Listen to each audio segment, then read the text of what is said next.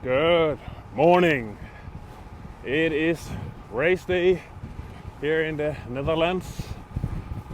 Time for the Gravel 150. A day I've been looking forward to for a long time. It is going to be an interesting day.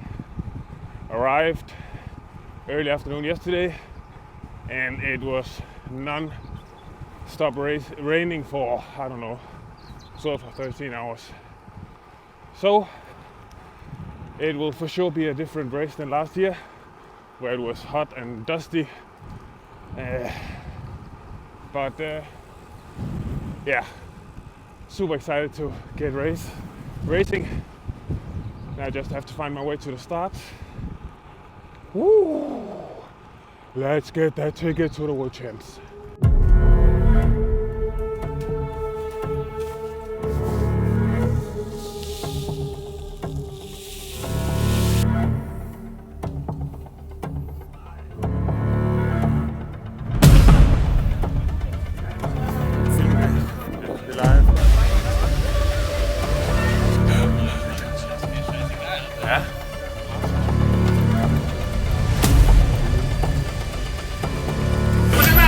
Ladies and gentlemen, yes, van harte welkom.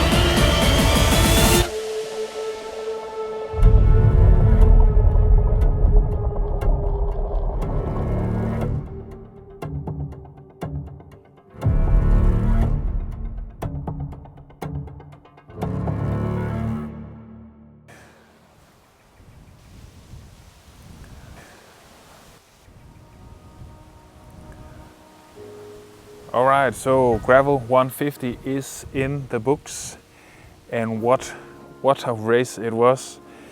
Not the race I had expected at all. I did the race last year, it was hot and it was dusty.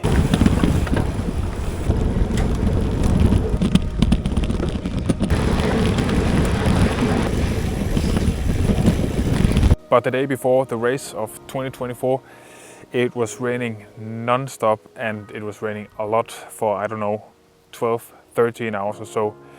And that for sure sets its mark on a course like this.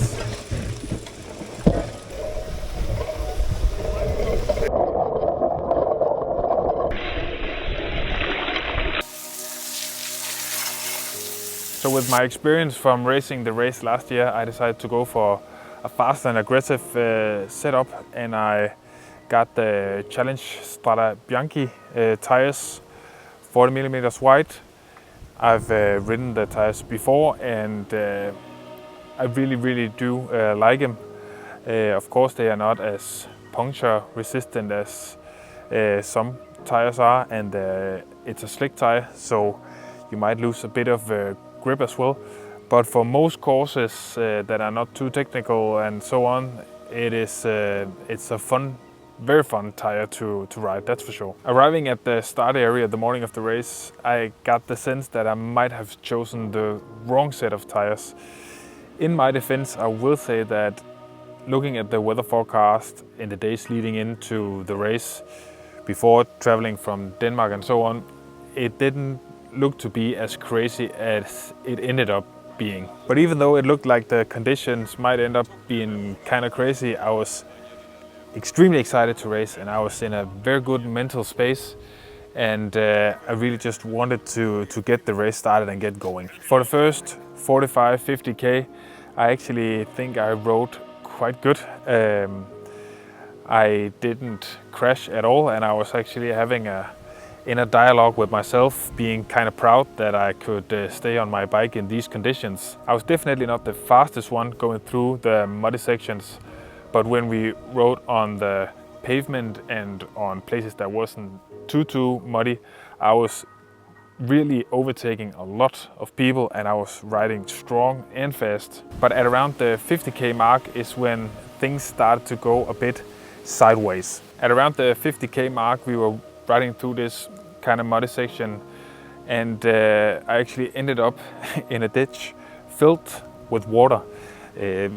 I didn't hurt myself or anything, and I was back up on the road fairly quick, but it kind of set the tone for the rest of the race. Up until that point, my focus going into the muddy section was to keep pushing and keep momentum in the bike, because I know that the slower you go and the less power you push, the less control you actually have of your bike. But after my bath in the ditch, I kind of lost my confidence riding through the mud, and I started to be way more careful and going way more slow, and that of course ended up in me crashing way more. Just a quick break in the video. First of all, thank you for taking the time to watch it, and second of all, I would very much appreciate it if you want to give it a like and maybe even subscribe to my channel. Back to the video. None of the crashes were serious in any way. They were very stupid, and I landed very soft, and I was going very slow, so it didn't really impact me in that way. But the more I crashed, the stiffer I got in my body, and the more careful I rode the muddy section, and I ended up feeling like I had no control of my bike at all going through it. And this trend kind of continued, and I got even more careful and stiff, and ended up walking a lot on these muddy sections, trying to run with my bike, because I just didn't feel like I could ride through them. Every time I hit the pavement, I was riding super strong and super fast, and I was overtaking lots of people. I wasn't really able to find anyone to ride with, because on the pavement I was going way faster, and on the muddy sections all the people I was overtaking on the pavement or the hard-packed surface ended up overtaking me again. So it was this kind of yo-yo thing going on all the way to the finish line. So I hit the finish line after about 6 hours, at least an hour and a half slower than I thought it would take me. And I was well aware that I was nowhere near the qualification spots, even though everyone was of course riding slow in these conditions. Jeg har væltet rundt fuldstændig. Er det rigtigt? Ja. Siden vi snakkede? Nej, der var jeg i gang. Okay. Jeg havde fælles plantet det 3 gange. So here we are, 2 of these UCI Gravel Races in. and I still haven't qualified for the Gravel World Champs, which is, or was, or whatever, the goal of the 2024 season. I feel like this season has been a bit of an unlucky one for me. Of course, there's lots of things that I could have done different, and I'm sure that most of my bad luck is self-inflicted. But still, it's a bit of an uphill struggle, and I would definitely like to have a race soon that goes a bit more my way. A few takeaways from the race, and let's start with the good ones. Fitness-wise, I feel like I'm in a much better place than I was last year. I was able to handle the accelerations way better, and all the places I could, I really rode strong.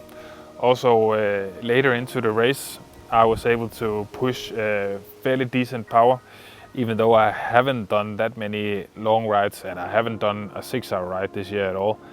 So that's a huge win, if you can talk about a win from a race like this. Second takeaway is, well, I don't know if it's a real takeaway, but of course it would have been better to choose different tires than the one I was riding on. They're totally slick and probably not, or not at all, the right tires for a course like this. Had the course been just a bit like it was last year, my honest opinion is that I wouldn't be able to find a better tire out there.